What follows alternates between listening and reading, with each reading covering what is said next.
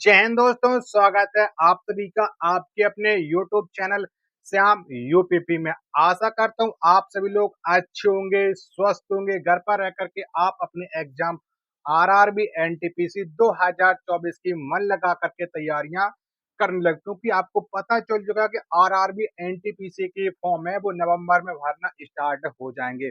और जब तक आपके फॉर्म भरे जाएंगे तो उससे पहले आप लोग एक बात जान लीजिएगा कि आपके पास कौन कौन से डॉक्यूमेंट होना चाहिए, क्योंकि अगर आप लोग तैयारी करोगे आप फॉर्म भर दो, अगर आप एक गलत डॉक्यूमेंट के साथ फॉर्म भर देते हो तो फिर डॉक्यूमेंट वेरिफिकेशन के समय आपको दिक्कत का सामना करना पड़ता है। अगर आपको दिक्कत का सामना ना करना पड़े और आपका डॉक्यूमेंट वेरिफिकेशन में एक भी आपको समस्या ना हो, तो इसके लिए आप लोग ये महत्वपूर्ण डॉक्यूमेंट आप लोग बनवा लीजिए, क्योंकि आप आरआरबी एनटीपीसी की वैकेंसी का बहुत दिनों से इंतजार कर रहे थे। तो आपको पता है कि आरआरबी एनटीपीसी की जो वैकेंसी है वो दो तरीके से आती है। एक तो 12th पास यानी 12 पास आती है, जबकि दूसरी आपकी अब आती है ग्रेजुएशन के पास। ठीक है, तो दो तरह की वैकेंसी आती है और इसके टोटल जो पोस्ट है इस बार है 11,558 पोस्टों पर इस बार आपके आवेदन लिए जाएंगे। तो कब से आपके आवेदन भरे जाने, संपूर्ण जानकारी और कौन कौन से डॉक्यूमेंट है जो आपके लिए सबसे ज्यादा महत्वपूर्ण है, वो मैं आपको इस वीडियो के माध्यम से बताने वाला हूं। तो इस वीडियो को आप लोग शुरू से लेकर के एंड तक फुल वॉच करना। जो भी जानकारी मिलेगी आपको सही और सटीक जानकारी प्रोवाइड कराने की मैं पूरी पूरी कोशिश में रहता हूं। तो चलिए शुरू करते हैं।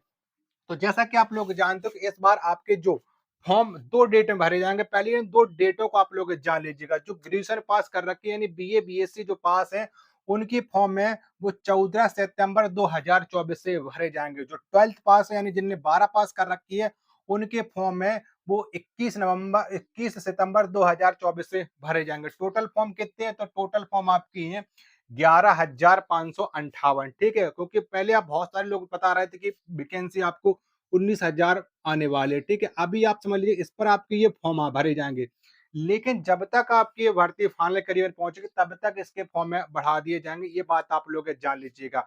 और उससे पहले मैं आपको एक बार और समझा दूं कि अगर आपने आरआरबी एएलपी टेक्नीशियन और पैरामेडिकल जो भर्ती निकली थी उसमें अगर आपने फॉर्म भरा है, तो अगर आप आरआरबी एनटीसीपी में फॉर्म भरना चाहते हैं तो फिर आपको उसी रजिस्टर मतलब आप उसी जो आपने डिटेल फिल की थी उसी रजिस्ट्रेशन और उसी आईडी पासवर्ड से आप लोग लॉग इन कर लीजिएगा, नहीं तो फिर आपको दिक्कत हो जाएगी।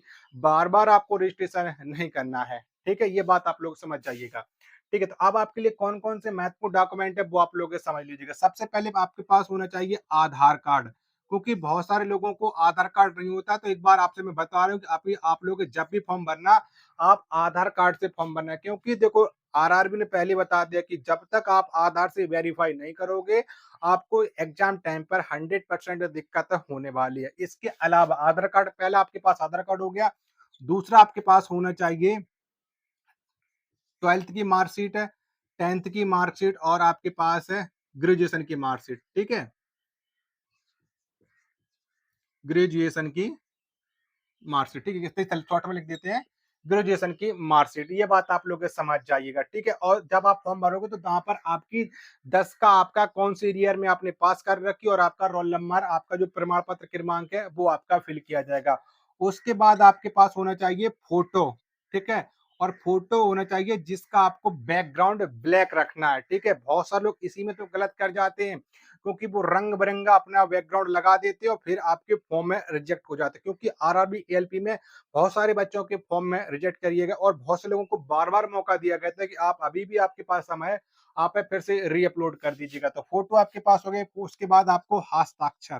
ठीक है, हस्ताक्षर आपको अच्छे जिस पेन से आपको बताया जाए उस पेन से आपको करना है। ठीक, इसके अलावा आपके पास समझ लीजिएगा ईडब्ल्यूएस सर्टिफिकेट। और ईडब्ल्यूएस सर्टिफिकेट ये आपका फाइनेंशियल ईयर का होना चाहिए। अभी जैसे चल रही है 2024-25 वित्तीय वर्ष का आपका होना चाहिए। ठीक है, और इसके अलावा आपके पास ओबीसी प्रमाण पत्र, अगर आप ओबीसी से हो, और ये आपका ओबीसी का जो जाति प्रमाण पत्र होता है वो लगाना है। ठीक है, और ये आप समझ लीजिएगा ये आपका 3 साल पुराना नहीं होना चाहिए। और जितने बहुत सारे लोग क्या करते हैं कि स्टेट वाला जाति प्रमाण पत्र लगाते हैं।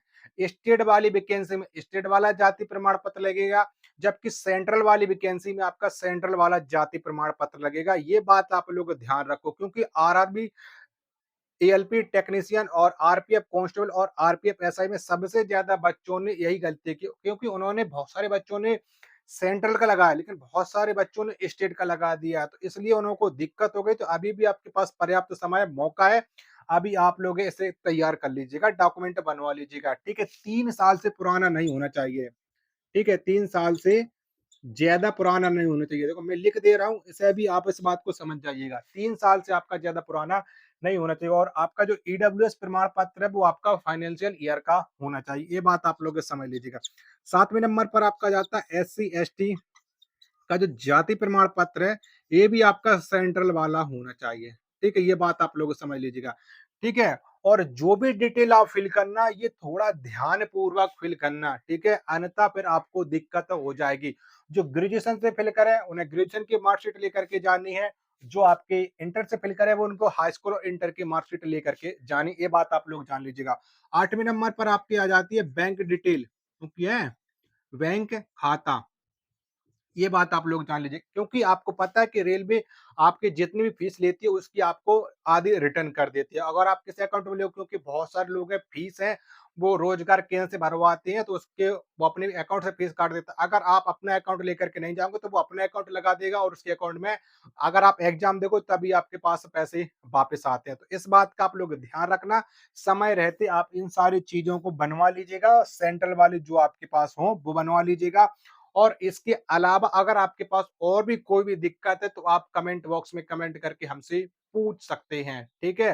पहली बात, जो जो आपके लगना है मैंने हर एक चीज ए टू जेड आपको समझा दी है, ठीक है। हाँ, एक चीज और समझ लीजिएगा, जो विकलांग है वो अपना विकलांग सर्टिफिकेट जरूर लगाना, ठीक है।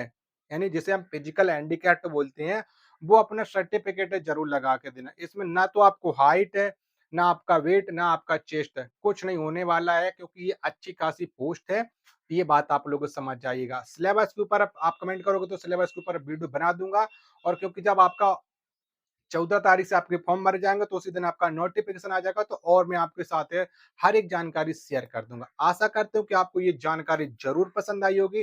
तो इस वीडियो को आप लोग लाइक कर दीजिएगा, चैनल को आप लोगों ने अभी तक सब्सक्राइब नहीं कर रखा होगा तो चैनल को आप लोग जरूर सब्सक्राइब कर लीजिएगा। मिलते फिर अपने एक और नेक्स्ट वीडियो के साथ, तब तक के लिए धन्यवाद। जय हिंद, वंदे मातरम।